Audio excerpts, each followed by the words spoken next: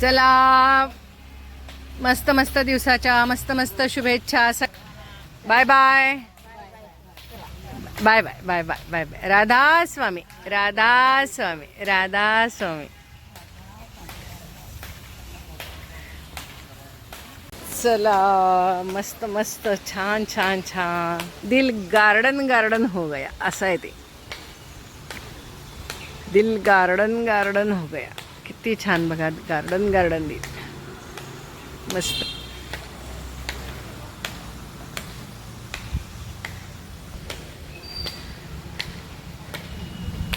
चला, आत्ता एक इतका मजेशीर मजेशीर विषय गप्पा मारून झाल्या. म्हटलं मग तुमच्याशी चालत चालत गप्पा माराव्यात, म्हणून हा खटाटो.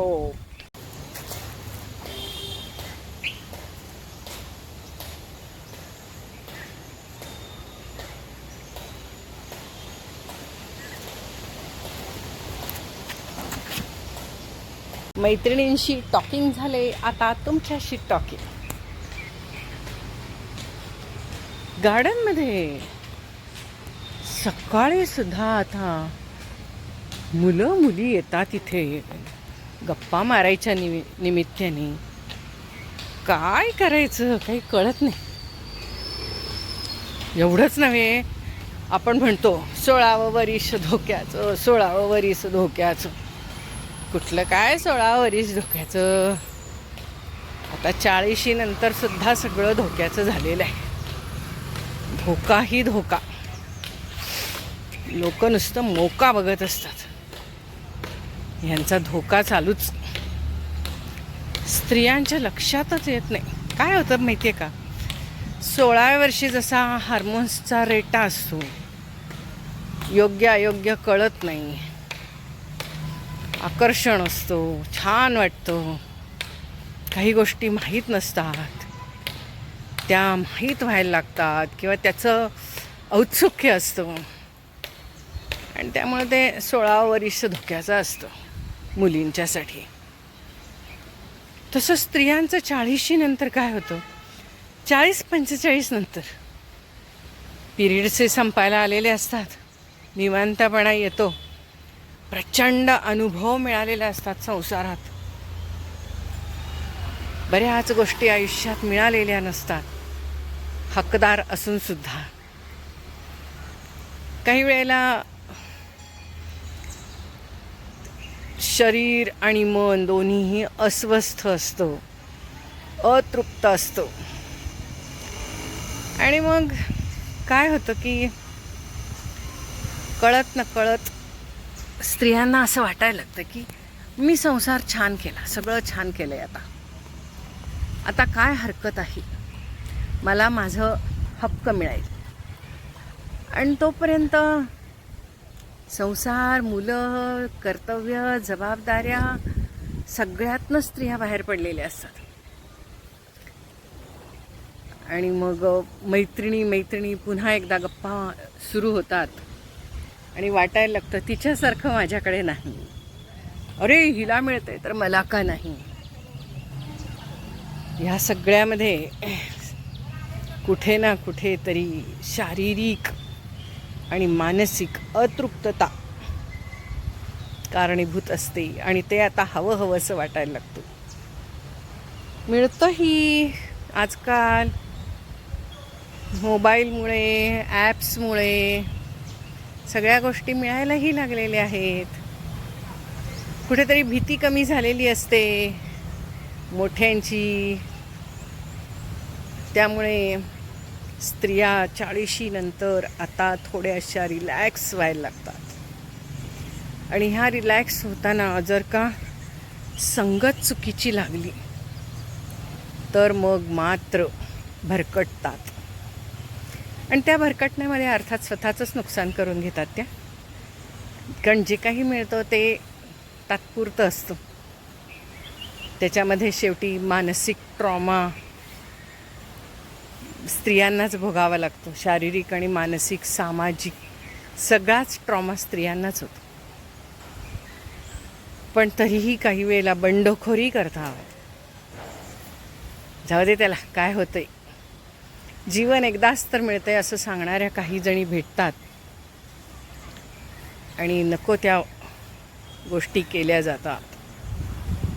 अर्थात त्याच्यामुळे कधी कधी संसारही बिघडतो, संसारातलं सुख कमी होतं.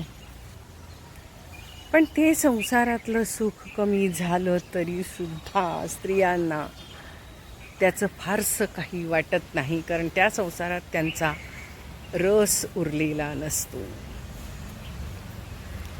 त्यामुळे ही जी थोडीशी बंड करायची प्रवृत्ती आहे ही स्त्रियांच्यामध्ये आजकाल वाढत चाललेली आहे आणि ती आता अशीच वाढणार. 40शी नंतर ते वय सुद्धा धोक्याचं आहे.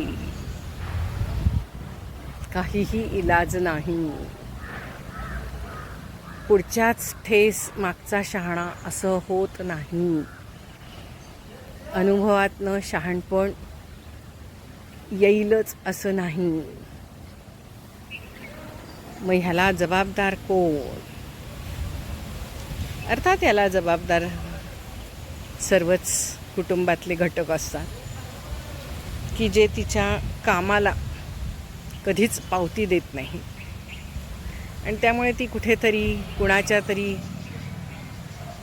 कौतुकाला बळी पडते किंवा गोड बोलण्याला बळी पडते. बळी पडते म्हणता येणार नाही, ती लाईफ जगायला शिकते. त्या गोड बोलण्यावरती ती स्वतःचं समाधान करून घेते. ज्या गोष्टी मिळालेल्या नसतात आयुष्यात त्या गोष्टी मिळवायचा प्रयत्न करते आणि मिळवते. हल्ली त्या ॲप्स वगैरे जे आहेत यातनं ह्या सर्व गोष्टी सहजपणे शक्य आहेत. त्यामुळे आपण तरी यामध्ये आता असं काय म्हणणार ना की स्त्रिया बिघडल्या, स्त्रिया बिघडल्या, स्त्रिया बिघडल्या. कारण की त्यांना आर्थिक स्वातंत्र्य पण आहे आणि ज्यांना आर्थिक स्वातंत्र्य नाही त्यांना आज समाजामध्ये वैचारिक तर स्वातंत्र्य आहेच ना, आणि विचार आता प्रगल्भ झालेलेच आहेत. पहिल्यासारखी स्त्री ही काही घरात राहिलेली नाही आहे. तिला समाज माहीत आहे, तिला समाजातले सगळे आचार विचार राहणीमान सगळं माहिती झालेलं आहे आणि त्यामुळे ती आता बंधनात आणि अशी आउटडेटेड राहू इच्छित नाही आहे.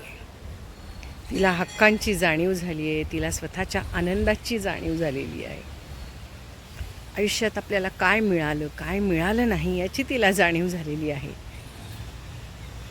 आणि त्यामुळे थोड्याशा स्त्रिया बिनधास्त वागायला लागलेल्या आहेत 40शी नंतरच्या सुद्धा. त्यामुळे 16 वर्ष जसं धोक्याचं आहे तसं 40व्या वर्षी सुद्धा स्त्रिया असं काहीतरी वागून जातात. पण तोपर्यंत त्या शहाण्या झालेल्या असतात, मॅच्युअर असतात त्या.